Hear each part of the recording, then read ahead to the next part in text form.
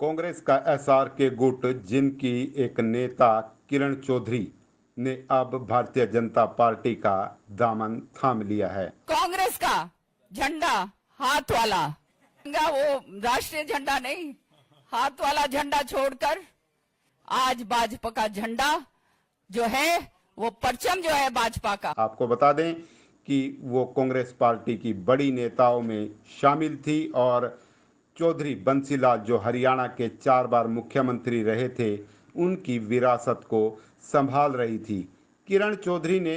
Bharatiya Janata party क्यों join की, कांग्रेस क्यों छोड़ी, उसके लिए हम लगातार इस खबर में विस्तार से चर्चा करेंगे। इससे पहले हम आपको बता रहे हैं कि लगातार खबरें आ रही थी कि किरण चौधरी कांग्रेस पार्टी से नाराज हैं, वो भारतीय जनता पार्टी में शामिल हो सकती हैं, लेकिन इस बात को उस समय बड़ी हवा मिली जब लोकसभा चुनाव से पहले उनकी बेटी श्रुति चौधरी का टिकट काट दिया गया और ये टिकट राव दान सिंह को दिया गया। उस समय किरण चौधरी भूपेंद्र सिंह हुड्डा से काफी नाराज हुई और एक रैली में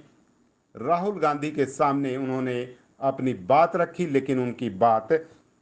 नहीं सुनी गई। अब हम आपको बता रहे हैं कि उसके बाद मनोहर लाल खट्टर जो पूर्व में हरियाणा के मुख्यमंत्री रहे हैं और वर्तमान में केंद्रीय मंत्री हैं, उनसे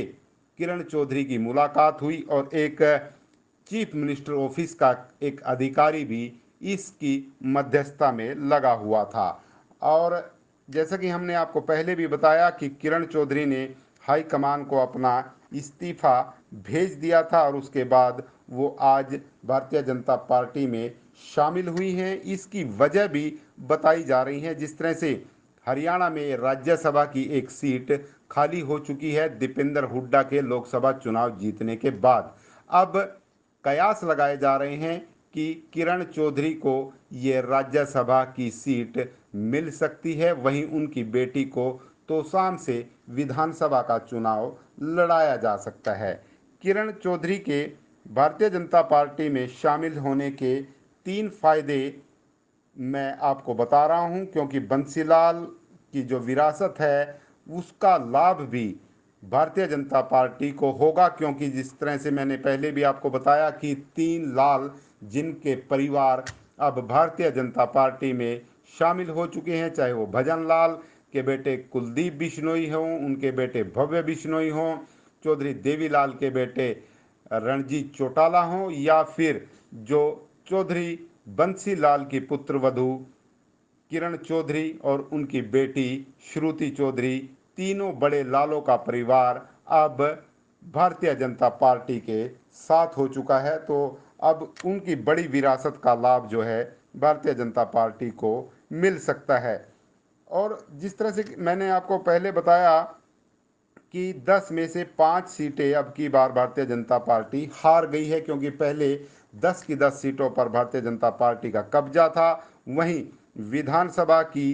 90 में से भारतीय जनता पार्टी 44 सीट ही जीत पाई है। इस लोकसभा चुनाव में भारतीय जनता पार्टी के सामने चुनौती रहेगी कि आने वाले विधानसभा चुनाव में किस तरह से ज़्यादा सीटें जीती जाएं और भारतीय जनता पार्टी की सरकार तीसरी बार बनाई जाए, क्योंकि केंद्र में भारतीय जनता पार्टी की सरकार तीसरी बार बन चुकी है। वहीं हरियाणा में रिकॉर्ड भी रहा है। यदि 1987 और 1996 को छोड़ दें तो जिस पार्टी की सरकार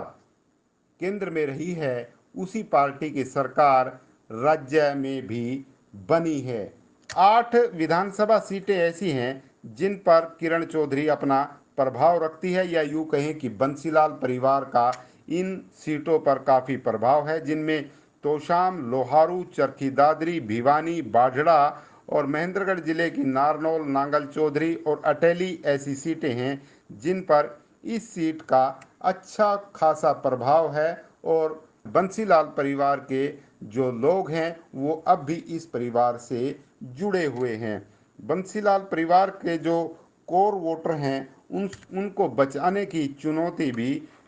किरण चौधरी पर है, क्योंकि काफ़ी समय से ये लोग सत्ता से बाहर हैं। यदि वह अब सत्ता के साथ आए हैं तो उन्हें उम्मीद बंधी है कि उनके काम जरूर होंगे। किरण चौधरी की दूसरी वजह ये भी है कि जिस तरह से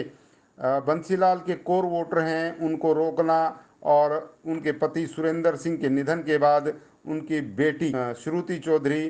को परिवार की राजनीति की विरासत को आगे बढ़ाना, क्योंकि जिस तरह से कांग्रेस पार्टी लगातार सत्ता से बाहर है तो कांग्रेस में रहते हुए ये संभव नहीं था। और वहीं दूसरी तरफ ये कहें कि भूपेंद्र सिंह हुड्डा के साथ अदावत के चलते किरण चौधरी लगातार अपने आप को उपेक्षित महसूस कर रही थी, जिसके कारण उन्होंने भारतीय जनता पार्टी में शामिल होना ही मुनासिब समझा और अब वो भारतीय जनता पार्टी में अपनी अगली राजनीति शुरू करेंगी।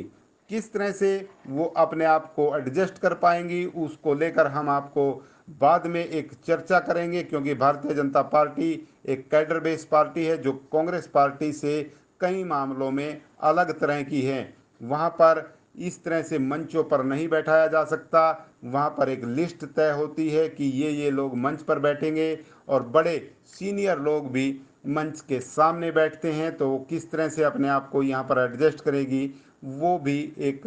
बड़ी बात होगी। क्योंकि जिस तरह से डॉक्टर अशोक तंवर और कुलदीप बिश्नोई या फिर यूँ कहें कि और जो कांग्रेस के जो नेता हैं वो कहीं ना कहीं अपने आप को भारतीय जनता पार्टी में एडजस्ट करने में उनको काफ़ी समय लगता है, और कई ऐसी बातें रही हैं जिनको लेकर अब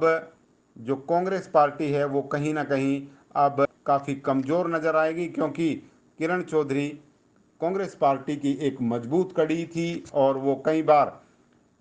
हरियाणा सरकार में मंत्री रही हैं, दिल्ली सरकार में भी वो उपाध्यक्ष